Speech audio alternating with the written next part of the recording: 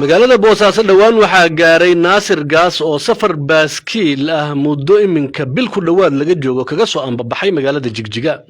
waa markii ugu horeysay ee shakhsi baaskiil ka xaynaya uu dhulka u kala safro waxaana goor dhaweyd uu iga waramay wixii uu wadada kula kulmay hayeeshee waxaan markii hore weydiiyay bal waxa ay ujeedadiisa ahayd iyo inuu gaaray hadafkiisii. igala socdaan maartay safarkaygaas liibiyaha caalamka oo ayaga nafkooda ay u noqoto ma garanaysaa dalbalad iyo aqoon korors ta ugu dambaysana waxay ahayd inaan ku muujiyo socdaalkaygan oo aan kasoo bilaabay Jigjigo aan ma garanaysaa isugu soo maray Jigjigo oo ah maartay dowlad deegaanka Soomaalida ee Ethiopia iyo Somaliland iyo Puntland oo aan ku dhameeyay Boosaaso ugu dambeeyna in wadanku ma garanaysaa guud ahaan amnigiisu uu fiican yahay. Okay, ujeedooyinkaas faraha badan ayaan ka lahaa. waxay iga warantaa marka socdaalkaaga inta aad ku jirtay maxaad wadada kula soo kulantay? waa garan kartaa socdaal qaatay 25 cisho oo ma garanaysaa aan ku soo maray deegaano fara badan oo kala duwan iyo magaalo leh togag leh buuro leh qarar leh oo hadda meel aan u soo dhaxayay hadii aan magaalooyin waaweyn hadii aan la tuulooyin hadii aan la degmooyin iyo meel cidlaba waad garan kartaa waxyaabo badan oo aan la soo kulmay ayaa jira oo mid walba ma garanaysaa sheekadeeda leh مثلا magaalooyinka waaweyn oo kaleeto waxaan ku soo arkay maaragtay maamul wadaag iyo ma garanaysaa nidaam iyo kala dambeyn iyo amni iyo istiqraar sidoo kale waxaan ku soo arkay meelaha miyiga ama meelaha ma garanaysaa hadii aan lahayn dad beeraley ama xoololey ah dad wanaagsan guud ahaan dadka Soomaalidu inay yihiin ayagu ma garanaysaa isxilqaamo oo nabadda jecel. Naasiro yaa ku hagayay oo wadada ku tusayay oo wadanka ku kala sheegay baaskiilkan ka hor ma ahayn safarkii ugu horeeyay aan Soomaaliya ku tago deegaanada aan baaskiil ku soo maray waa deegaano aan aqaanay ay aan horay baabuur ugu soo maray ama aan soo booqday oo aan aqoon aan u ahaa marka ayadoo ay sidaa tahay the same time waxaa jiray ma garanaysaa guidance oo la socday oo helper ahaa igu caawinaya adeega aan uga baahdo masalan gaari baa jiray saanada ii waday raashinkayga iyo qaabka spare parts-kayga iyo emergency ahaan aan u watay oo dalkii deegaankana kala yaqaan. kaasina waxa waa Naasir Gaas oo baaskiil markaa ugu kala safray Jigjiga iyo Boosaaso. qaar kamid ah dadkii qaadka ku cuni jiray deegaanada Puntland ayaa joojiyay isticmaalkiisa kadib markii ay waayeen miirowgii uga imaan jiray wadanka Kenya sidaas oo ay tahayse weli waxaa jira dad qaadka cuna oo Puntland ku sugan oo maalin walba iibsada qaadka hareeriga ah ee laga keeno dalka Ethiopia. haddaba waxaa noo suura gashay inaan la hadalno Axmed Maxamed oo muddo 40 sanadood markaasi ku dhow qaadka loo yaqaano miirowga cuni jiray haatanse iska dhaafay sababtu isaga dhaafay iyo waxa soo maray iyo waayihiisii qaadka waxa uu waramay wariye Axmed Cawil Jaamac oo Garowe ku sugan. walaal waa run waa iska daayay muddo hadeer waa laakiin waa la iska gaadgaadi jiray laakiin waxa weeye adu marka miirowga ahay rag miirowga ahaa markii damana qaadka hareeriga markuu soo dhacay waxbaan ka bilownay ma garat ka bacdi markii coronavirus ku yimi dhibaato hor la yimi ka cuna hareeriga qaadkan waxa weeye marka hawadayga ahay markii awardi soo jooga ama ka waran marqaankiisa iyo waa ka duwan yahay la qaadka miirowga waa ka duwan yahay waxa weeye qofku markuu 4 saac marayo oo qaado kiilada hawadayga qaato nolol ahayn baa u soo baxayso oo waxay tahay aan la garanayn oo qaadka miirowga waa ku deganaan jiray qaad habil aha qaad la isku qoro aha waxa ka fakarka ugu doon oo marqaanka ka geenay macnaheedu la isku qoro waxaad ka wadaa markii aad iibsanaysaan islaamuhu waa ku siin jiray wuxuu ahaa miirowga hal irmaan oo kor u ahaa islaamahana wuu ahaa dadkana wuu ahaa kan waa tirsan yahay qaadkani waa tirsan yahay ninku markuu siiyo waa dabiya lacag faqirki waa ka rabaa islaanti marka hadaan lacag hayn gabalku markuu dhaco waa ka rabtaa marka ninkii muxuu marqaamaaba inuu daymado oo la xiro iyo inuu iska daayo waxba kama dhaxeeyaa marka adigu waxa qaadatay go'aan cad baan qaatay imise sanad cunis 77 baan bilaabay hareerigi baan ku bilaabay marka waa in ku dhow adigu 30 iyo 40 sano baan cunay ka bacdi markii ugu xumaa oo maalinka waqtigan hadda uu wuxuu yahay qaat sababta oo 4 calaamad isku darsamay marna ma lagu qabsaday deen iyo wax in badan baa la ii qabsaday oo waxyaalo badan aan ku seefkiray naftayda haddaan soo qaadaya hebelow ma haysa xagee joogta ma magaciis waa ka dhibaatooyin tir badan buu ii geystay oo mujtamac cuno dhan baa u geystay ama ninku lacag haysta ama yuu haysan dadka wuxuu ku hayaa bahalkaani fara kulbu ku hayaa marka qofku been u dhaarto salaadu ka tago isagoo oo dunyadiisii iyo dadkiisii iyo ehelkiisii midna aan garanin oo maxbuus waa aaminsan in dhakooyin ugu diyaariyo waxay aaminsan yihiin qaadka ku qanciya taas lacag badan baa heli doonta haddaan qaad ilin khadka ku furmimayo hebel kale la hadal u fariisa arrimahaas qaadka iska leh arrimahaas wuxuu iska leeyahay arrimo badan oo isagoo ku khasbayo dhabarka laga haya xanuun baa ku haya hadaa qaad inta waa ka kacaysa arrimahaaga waxa ku diyaarinaysa qaad waxa isaga iska leh ku ogoleysiinaya aniga dhibaatooyin tiro badan buu igeystay been ku sheegmayo habeenkii igu foolxumeed waxa weeye 6 saac oo habeenimo aanu wada bahalkaas baa waxa ay hormaday mukulaal soo waxay dugsato weyday meel darbiyaana fadhaa dhinacayga fariisatay sideedan 4 saac qofku markuu gaaro arrimihiisa cilku ka daya sidaan u fadhiyay baan saas u eegaysay afka waxa afkadoona waa rahay saas ay fiirsay markaas waxaan urka iska dhigo masiifina gabadhan leeyahay waqtiga waa ka dhacay iska jiifsan aan ku walaal waqti dama weey hadeer waxba arrimo kama gaarin wixii wara subaxdii baynu kala qaadanaynaa waa bisad walaal iska jiifso hal xoogay hadaan fadhiyaan saa u fiirsay dhaqdhaqaaqayga la socotaa markaas inaan saa ay fiirsay ilaa way dugsanaysay saana walaal meesha ma ka kacdo iska say kacitii ay kacdo fanka u tiri arkay inay wuxuu kulaal tahay marka maqaanku halkaas u gaari karo waa intuu biyo ku baxaa bahalkan hadda bahalkan maya waxaan ku afay waxa baa u qabaaba inaan fadhiyo gabar ila joogtay markaas aan u fiirshay waxaan arkay waxa afgudan oo meesha fariisa ay fiirsay marqaanka iska leh waxa kan bini'aadamka waxaan u sheegaynaa inay qaadka iska dayaan intii dayn iyo goodafiriyo iyo coronavirus ay qaadi lahayd marka rag ilkihii oo dhamaaday afkii oo dhamaaday madaxii oo cadaaday waa aragtay qofkii isu u fadhiyay baashaarkiina ku dhamaaday madaxiina dhamaaday lugihiina ku dhamaaday futadiina ku dhamaaday dhibaatooyinkaas oo dhan baa meesha yaala axmed maxamed ayuu ahaa isaga iyo bisadii sheeko cajiiba ayaa kala qabsaday weli halkaad nagala socotaan waa laanta af soomaaliga ee BBC afrikada barina saacaddu waxay tilmaamaysaa 2 duhurnimo iyo 18 daqiiqo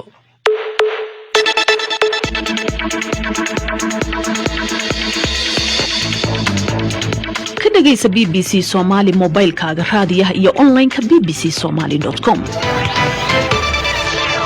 وهاجاك dhageystayaal wararka ciyaaraha hadii aan u galno kooxda Southampton waxa xalay hal iyo eber ay ku garaacday kooxdii martida u hayday Liverpool oo farqi xagga goolasha ku hayso hogaanka horyaalka Ingiriiska ee Premier League daqiiqadii labaad ee bilowga ciyaarta ayaa Liverpool waxa looga naxsaday goolkii looga badiyay waana guul darro weyn oo reer Liverpool xalay ay ka seexan waayeen kooxda Uruguayna waxa ay markaa u doodayaan in xayiraadda laga qaado saddexda ciyaarood ee lagu soo rogay laacibkooda Edison Cavani ee afka hore uga ciyaara kooxda Manchester United sidoo kale waxa laacibkaas la dul dhigay 100,000 oo gani oo ganaax ah kadib markii uu Instagram-kiisa ku qoray kelmad aflagaada ah oo midab kala sooc ah hayeeshee Luis Suarez iyo Diego Godin ayaa waxa ay leeyihiin ma istaahilo mana ah hadalka uu qoray hadal markaa u dhigma ganaaxa la dul dhigay iyo maxaan ku irahdaa xayiraadda la saaray ciyaartooygaas waxaana iminka marka la isku daro ciyaartooyda iyo xiriirka kubadda cagta ay u doodayaan Edison Cavani in laga qaado xayiraadda saaran caawa waxaa jira ciyaar kamid ah ciyaaraha koobka Carabao la yiraahdo ama EFL ee wadanka Ingiriiska laga ciyaaro Tottenham magaalada London waxa ay ku martigelinaysaa kooxda la yiraahdo Brentford waxaana weeye ciyaar ay wada ciyaaraan heerarka kala duwan wadanka Ingiriiska oo aan u kala socnayn markaasi Premier League iyo heerarka ka hooseeya dhamaantood waa isku wada jiraan kooxuhuna waa is wada arkaan hawdayma la'aanina ciyaarahaasi waxay ka soo baxana barnaamijyadeena dambaadiyo ee beedmo ayaad ku maqli doontaan markana waxaad ku soo dhawaataan dadka warkooda la doonayo waa barnaamijkii baafinta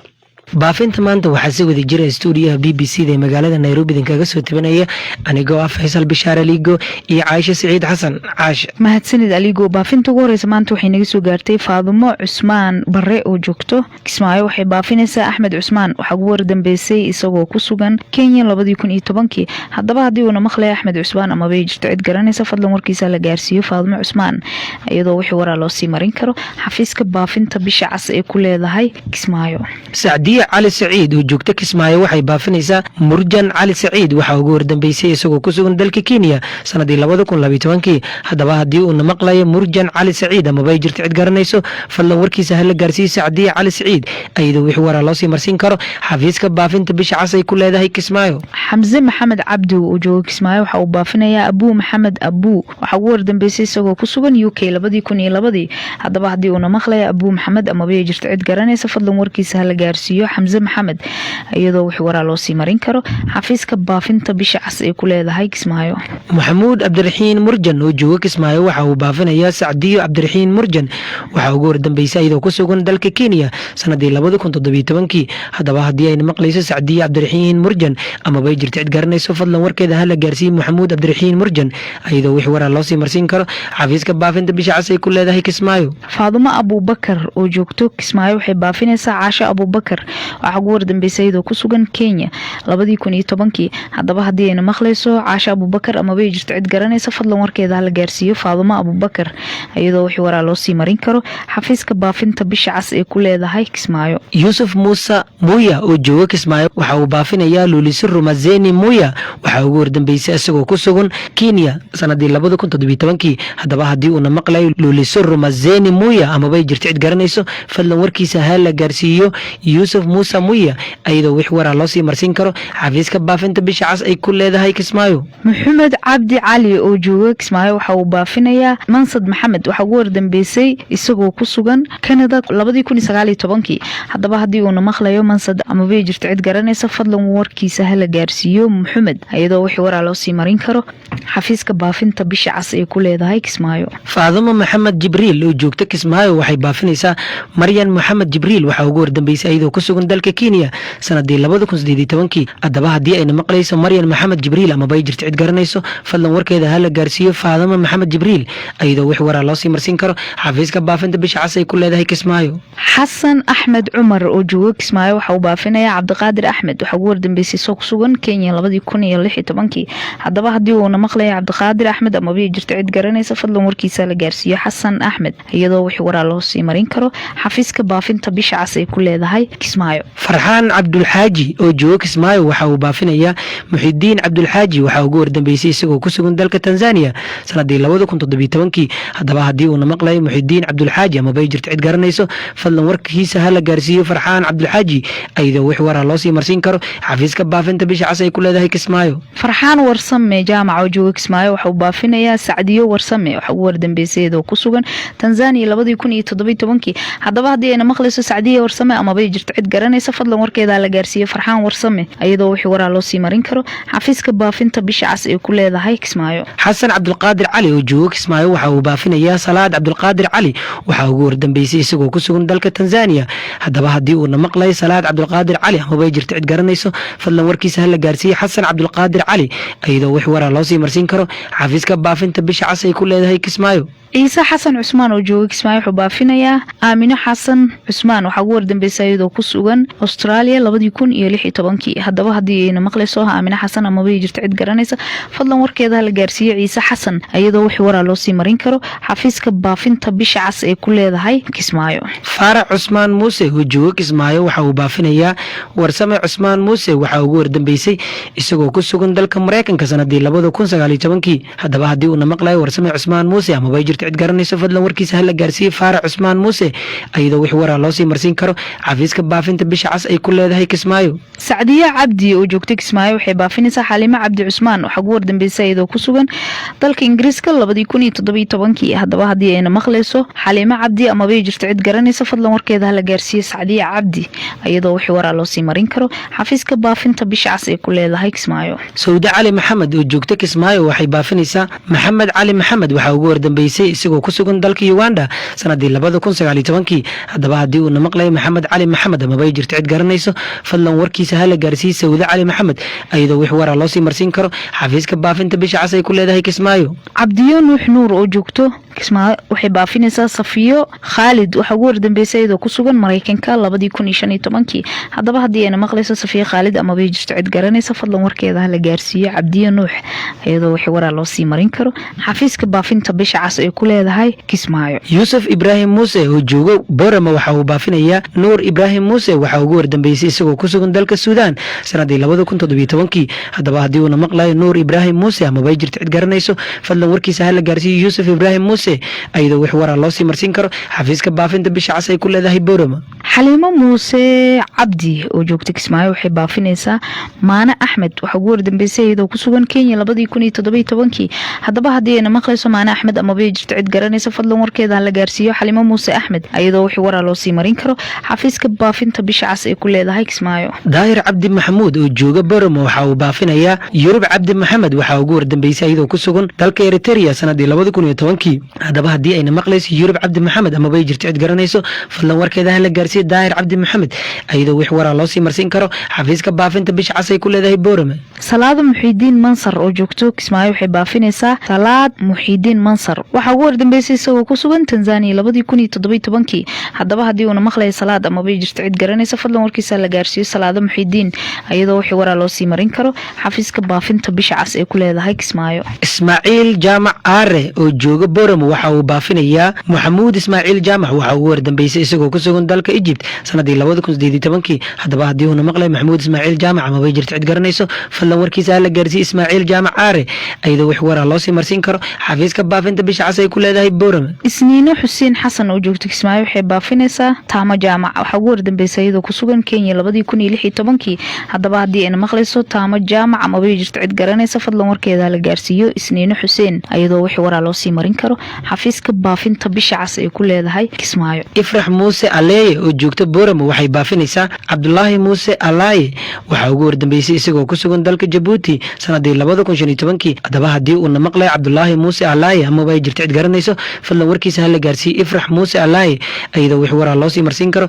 xafiiska baafinta bisha cas ay ku leedahay Booramo. xuseen carabow imahina oo jooga kismaayo waxa uu baafinayaa muumino carabow waxa ugu wardambeysay iyadoo ku sugan Kenya 2016 haddaba haddii ayna maqlayso muumino carabow amaba ay jirto cid garanaysa fadlan warkeeda la gaarsiiyo xuseen carabow iyadoo wixii waraa loo sii marin karo xafiiska baafinta bisha cas ay ku leedahay kismaayo. daahir guuleed muumin oo jooga Booramo waxa uu baafinayaa ismaaciil guuleed muumin waxa ugu wardambeysay isagoo ku sugan South Africa sanadii 2010 haddaba haddii uu maqlay ismaaciil guuleed muumin amaba ay jirto cid garanayso fadlan warkiisa la gaarsiiyo daahir guuleed muumin iyadoo wixii waraa loo sii marsin karo xafiiska baafinta bisha cas ay ku leedahay Booramo. aamino axmed yaasiin oo joogta Booramo waxay baafinaysaa ibraahim axmed waxa ugu wardambeysay isagoo ku sugan Kenya 2012 haddaba haddii uu maqlayo ibraahim axmed yaasiin amaba ay jirto cid garanaysa fadlan warkiisa la gaarsiiyo aamino axmed yaasiin iyadoo wixii waraa loo sii marin karo xafiiska baafinta bisha cas ay ku leedahay Booramo. maxamed aadan micaad oo jooga Booramo waxa uu baafinayaa muuse aadan micaad waxa ugu wardambeysay isagoo ku sugan dalka Ethiopia sanadii 2018 haddaba haddii uu maqlayo muuse aadan micaad amaba ay jirto cid garanayso fadlan warkiisa la gaarsiiyo maxamed aadan micaad iyadoo wixii waraa loo sii marsin karo xafiiska baafinta bisha cas ay ku leedahay Booramo. ruun cabdirasaaq cali oo joogta kismaayo waxay baafinaysaa cali cabdirasaaq cali waxa ugu wardambeysay isagoo ku sugan Tanzania 2017 haddaba haddii na maqlayo cali cabdirasaaq amaba ay jirto cid garanaysa fadlan warkiisa la gaarsiiyo ruun cabdirasaaq iyadoo wixii waraa loo sii marin karo xafiiska baafinta bisha cas ay ku leedahay kismaayo. baafinta ugu dambeysana maanta waxay naga soo gaartay Ilyas Faarax Cabdullaahi oo jooga Booramo waxa uu baafinayaa daahir Faarax Cabdullaahi waxa ugu wardambeysay isagoo ku sugan dalka Liibiya sanadii 2015 haddaba haddii uu maqlay daahir Faarax Cabdullaahi amaba ay jirto cid garanayso fadlan warkiisa la gaarsiiyo Ilyas Faarax Cabdullaahi iyadoo wixii waraa loo sii marsin karo xafiiska baafinta bisha cas ay ku leedahay Booramo. baafintiina maanta waa naginta waagaag dhegeystayaal baafintaas waxa ay ugu dambeysay idaacaddeenii duhurnimo bashiir maxamed caato ayaa soo saaray anigoo faarax lamaane ahna oo aan idinla socodsiinayey waxaad barnaamijyadeenna iyo wararkeenna mar walba ka daalacan kartaan ciddii ay seegeen barta internetka ee bbcsomali.com iyo facebooka bbc somali dib waxaan u kulmi doonaa galabta 5 marka ay saacadu tahay inta ka horeysa dhammaanteen waxaan idin leenahay sidaa iyo kulanti dambe oo xiiso leh.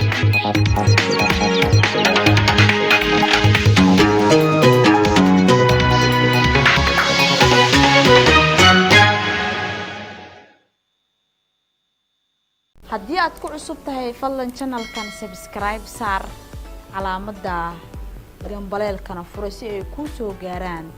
fiidiyoyada ama muuqaalada kale ee aanu duubnay ama aan hadda rabno in aan duubno share dhe oo sii faafiyo lana wadaag saaxiibada haddii aad faalo qabtana commentiga hoose noogu soo gudbi